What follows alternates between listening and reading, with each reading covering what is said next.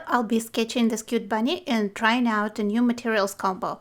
I will be using a white gel pen and Marabu art crayons. To get these materials to work, I am using a sheet of black paper. This is just the cover from a block of watercolor paper that I saved. No reason to throw it away. It will be a good material to practice on and to see what we can do with these tools. So first thing I do is sketch my rabbit. Pencil is not going to show, so I'm just going to use the gel pen to sketch out the outline. I picked this photo because there is a lot of white in the rabbit, but also that gray looks kind of interesting. I see a lot of colorful reflections in it, so it will be a good chance for me to use all the crayons and find all those colors in the gray and white fur and actually make this rabbit. I'm hoping that I will be able to make him very colorful.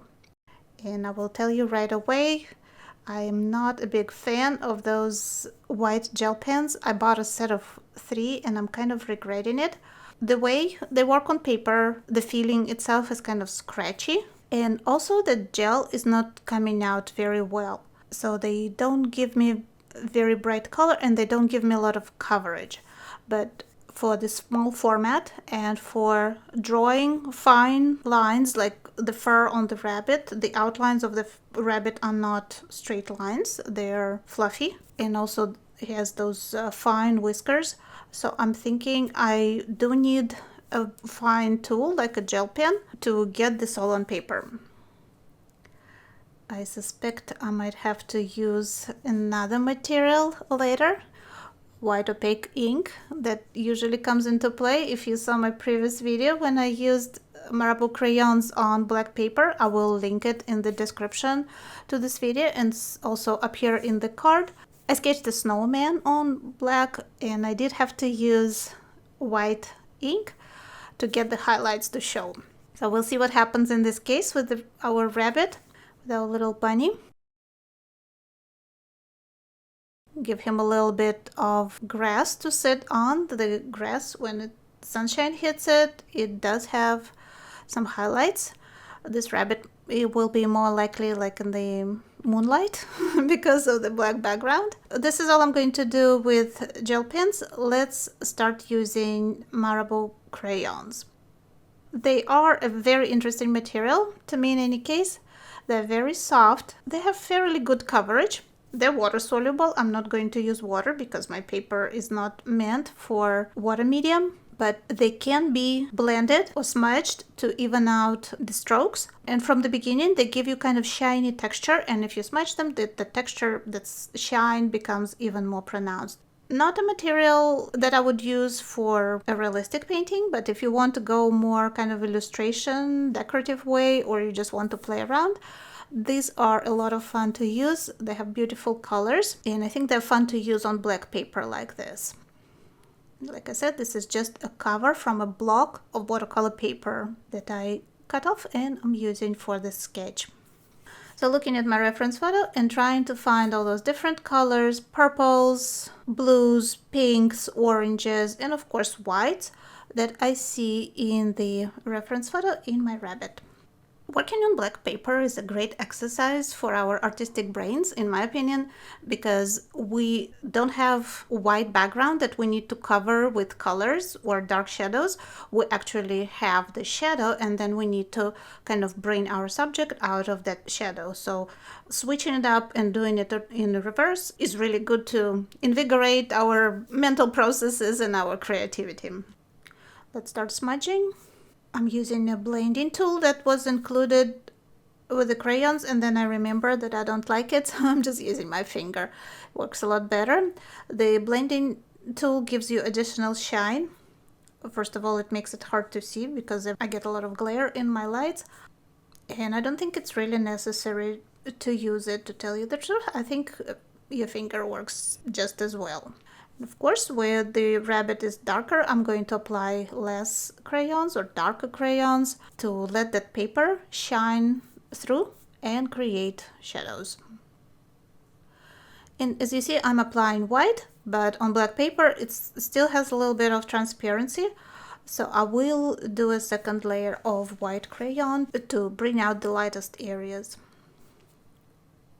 And if we applied a little bit too much of white or other light colors, there is a black crayon, so we can kind of lightly blend it in and darken certain areas back.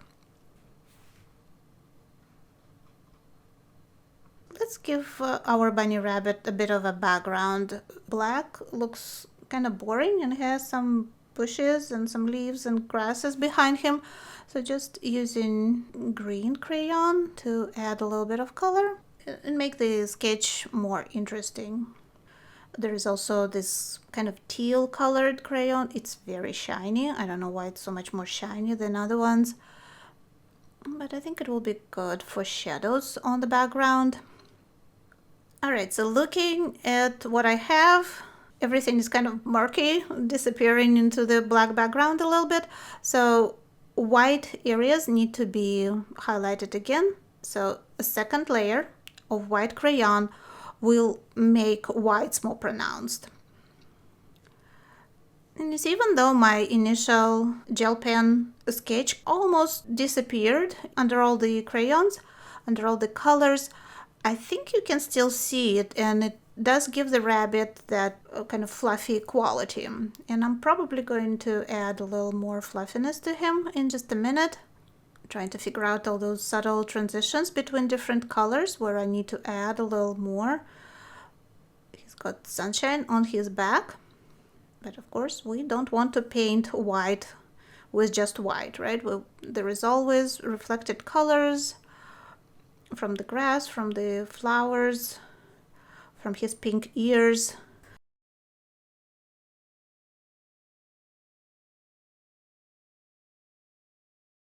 Let's touch up his whiskers again. And like I said, I have a lot of trouble with a gel pen. It wasn't going very well on the paper itself, but after I apply the crayons, I can't get it to work at all. So I'm going to use white ink. This is Dr. P.H. Martin's opaque white that I usually use with a fine liner brush.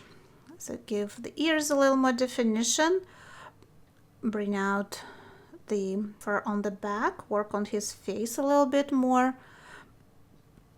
His mouth is slightly open, so I will need to add a little bit of darker details there.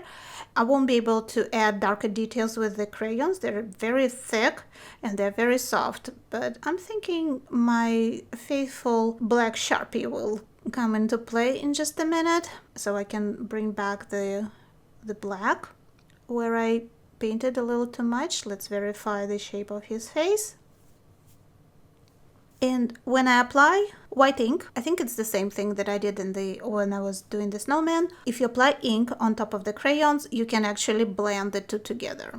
It lightens certain areas, but you don't lose the color, which is really nice combination. And here is the final result, bunny rabbit painted on black with mixed media. I hope you enjoyed this video. See you in the next one.